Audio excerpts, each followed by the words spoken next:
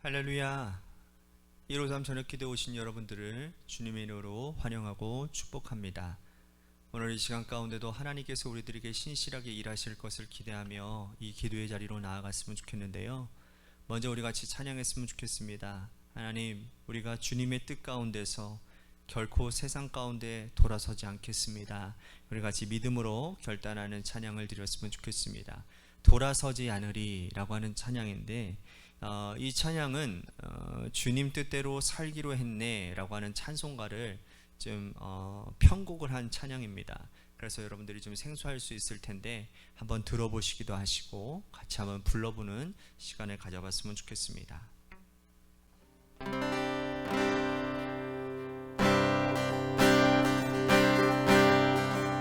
주님 뜻대로 살기로 했네. 주님 뜻대로 살기로 했네. 주님 뜻대로 살기로 했네. 뒤돌아서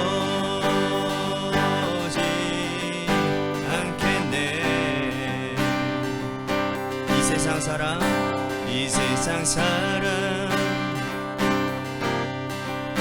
날 몰라줘도 이 세상 사람 날 몰라줘도 이 세상 사람 날 몰라줘도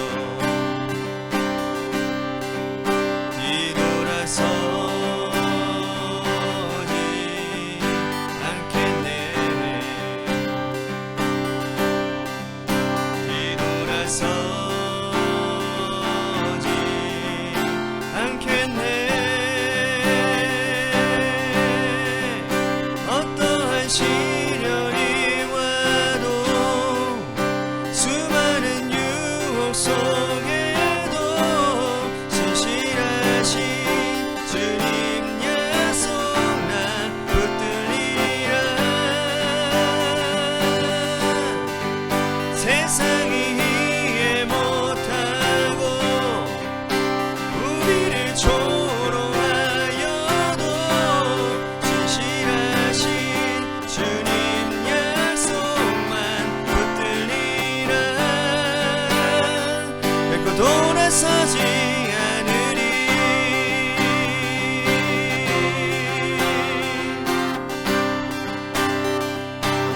세상 등지고 세상 등지고 십자가 보내. 세상 등지고 십자가 보내. 세상 등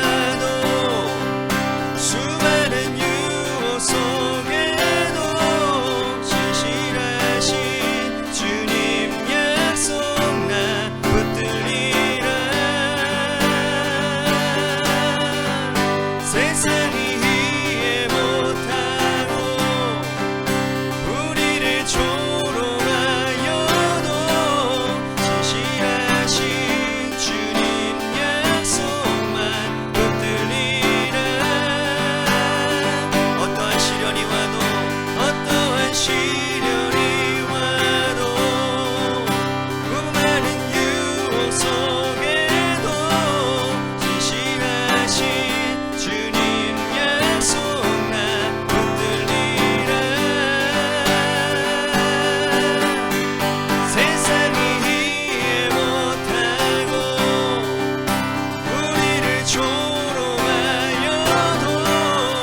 신실하신 주님 약속만 붙들리라. 그리고 돌아서지 않으리.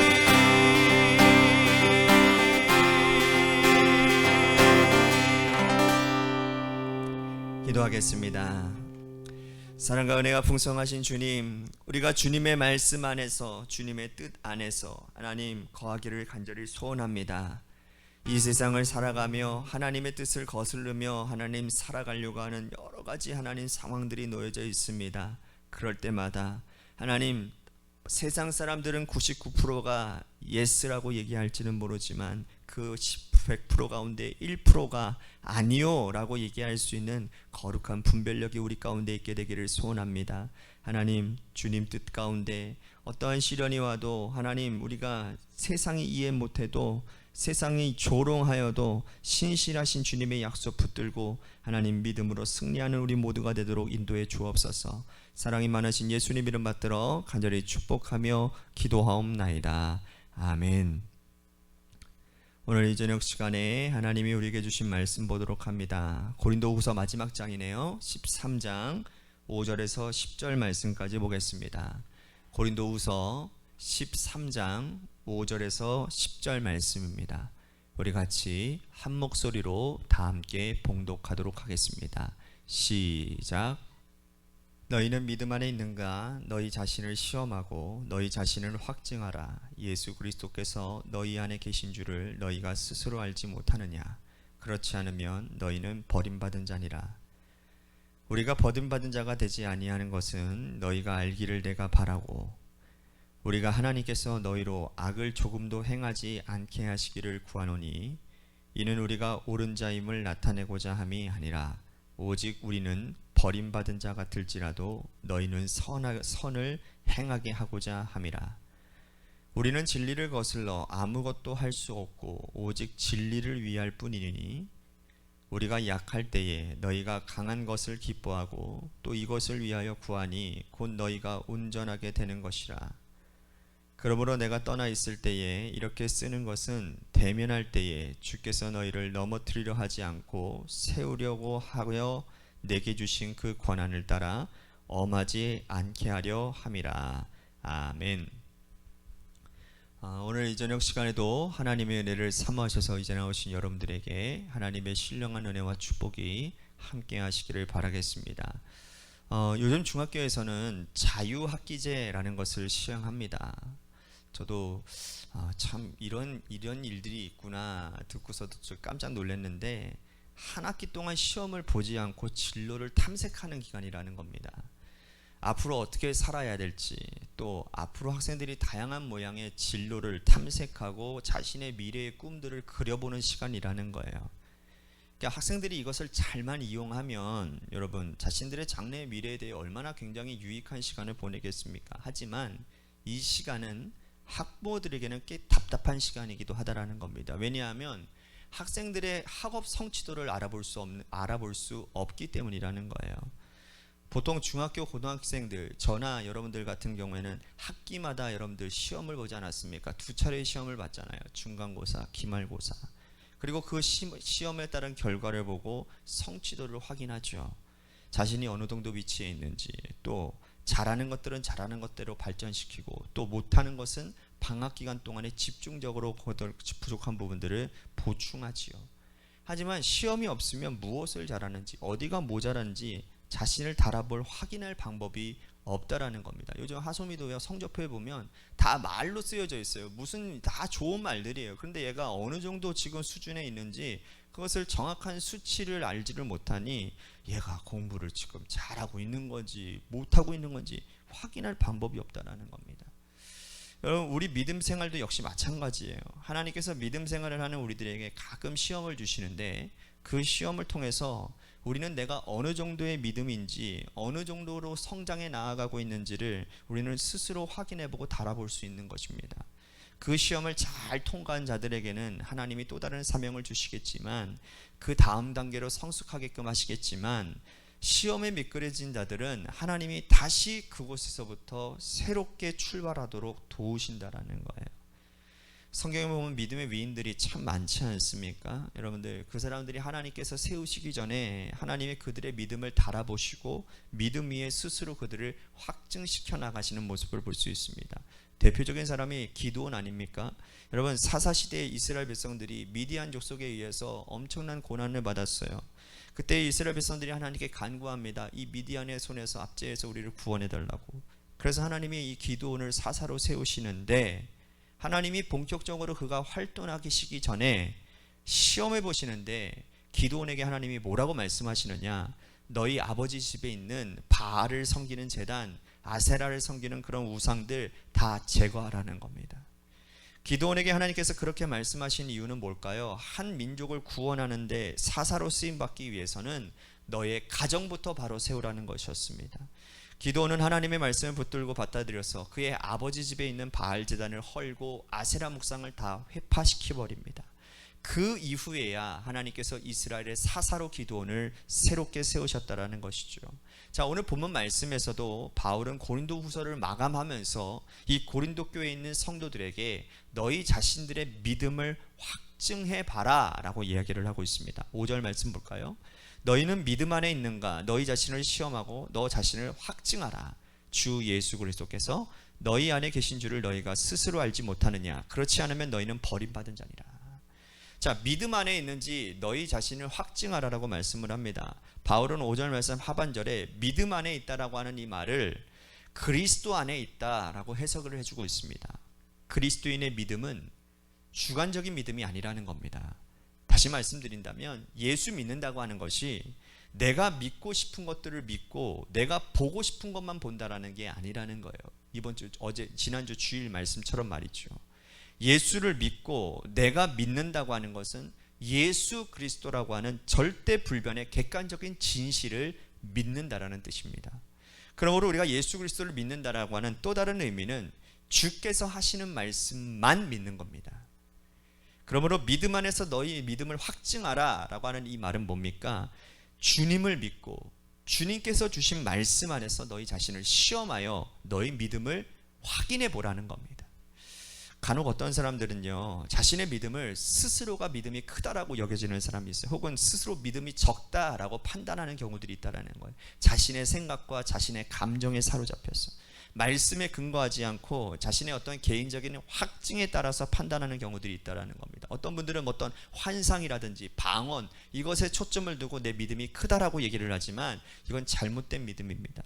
하나님의 말씀에 근거하지 않는 믿음은 흔들리기가 쉽습니다.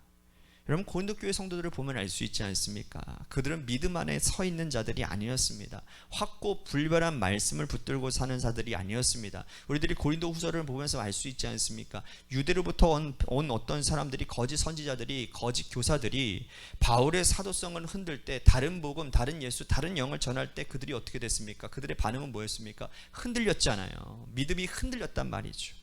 고린도전서를 보면 어떻습니까? 그들은 분열하기에 앞섰고 음행했고 우상 제물에 대한 문제가 있었고 결혼 문제, 송사 문제, 성만찬, 은사, 부활을 믿지 않는 등 수많은 문제들을 가지고 있었죠. 사도 바울의 말씀의 가르침을 받았음에도 불구하고 이들이 말씀 위에 서 있지 않았으니 이렇게 흔들릴 수밖에 없다라는 거예요. 그래서 바울은 그들에게 그리스도의 진리의 말씀을 다시 한번 확인시키면서 이 말씀 위에 든든한 집을 세우라고 계속해서 끊임없이 말씀을 하고 있었습니다. 말씀 위에 자신을 시험하고 확증하지 않으면 사단이 찾아올 때, 고난이 찾아올 때 쉽게 흔들린다는 거예요. 여러분, 에덴 동산에서 뱀이 하와를 찾아왔을 때 하와가 뱀의 꼬임에 쉽게 넘어가지 않았습니까? 그 이유가 뭡니까? 하와가 하나님 말씀 위에 견고하게 서 있지 못했기 때문입니다. 여러분, 하나님의 말씀을 붙잡고 사는 것은요, 나 자신의 믿음만 지키고자 함이 아니라 나와 함께한 그 공동체를 지키는데 굉장히 중요하기 때문이라는 거예요. 하와가 뱀이 찾아왔을 때 여러분 말씀 위에 견고하게 서 있었더라면 아담도 흔들리지 않았을 것이고 에덴 동산 공동체도 흔들리지 않았을 겁니다. 우리는 어떠한지 살펴봐야 됩니다. 우리가 하나님의 말씀을 붙들고 살아야 되는 이유는 뭡니까? 나만의 신앙만을 지키기 위해서가 아니라 나와 함께하는 가족들, 나와 가까운 공동체를 지키기 위해 가장 중요한 비결이 되기 때문입니다. 하나님의 말씀을 붙들고 있으면, 진리 위에 서 있으면 사단이 어떤 방식으로 우리를 찾아와도, 어떠한 세상의 시련이 찾아와도 우리는 흔들리지 않을 수 있습니다. 말씀 위에 견고히 서 있지 않으니 누가 이런 말을 하면 이쪽으로 휩쓸려 가고, 누가 저런 말하면 그런가 보다 하고 저쪽으로 휩쓸려 간다는 거예요. 그러므로 바울은 고린도 교회 성도들에게 진리 위에 사는 것이 참 중요하다고 다시 한번 강조합니다. 자, 8절과 9절 보십시오. 우리는 진리를 거슬러 아무것도 할 수 없고 오직 진리를 위할 뿐이니 우리가 약할 때에 너희가 강한 것을 기뻐하고 또 이것을 위하여 구하니 곧 너희가 온전하게 되는 것이라. 진리를 거슬러서는 아무것도 할 수 없다고 말합니다. 진리 위에 서 있을 때 우리가 온전하게 된다라고 강조하고 있습니다. 진리가 뭡니까? 진리란 뭐예요? 어제, 오늘, 내일 영원토록 변하지 않는 것을 우리는 진리라고 얘기를 합니다. 어제는 이랬는데 오늘은 이렇게 변하고 내일 또 달라질 가능성을 우리는 진리라고 부르지 않는다는 거예요. 세상의 진리는 단 한 가지밖에 없습니다. 예수 그리스도밖에 없습니다. 이 사실을 믿으시면 아멘 하십시오. 예수 그리스도는 어제나 오늘이나 내일이나 영원토록 변하지 않기 때문에 우리는 예수 그리스도라는 진리를 붙들고 살아야 되는 것입니다. 여러분, 예수 그리스도, 세월이 가도 변함없는 예수 그리스도를 붙들고 사는 우리는 진리의 터전 위에 굳게 집을 짓는 자들이 될 때에 우리는 하나 위로부터 내려오는 진리 대신 예수 그리스도 내려오는 그 위대한 능력을 경험하는 역사가 일어나게 되는 줄로 믿습니다. 자, 바울은 고린도 교회를 지극히 사랑했습니다. 편지를 4번이나 쓸 정도로 사랑했지요. 그런 고린도 교회에게 마지막 끝에 하는 말씀이 변함없으신 진리 대신 예수 그리스도 위에 살아가라고 얘기를 하고 있다는 거예요. 그렇게 살아가는 자들에게 바울은 예수 그리스도와 하나님과 성령의 이름으로 축도를 하고 있습니다.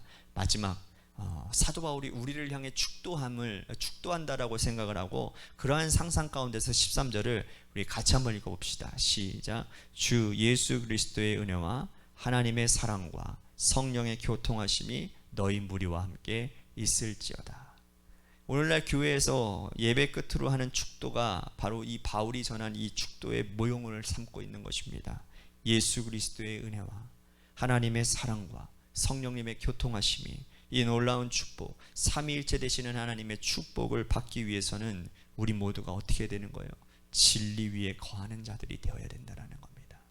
오늘도 우리는 복잡하고 변하는 세상 가운데 살아가고 있습니다. 오늘 우리에게 얼마나 복잡한 일들이 일어나는지 저는 잘 모릅니다.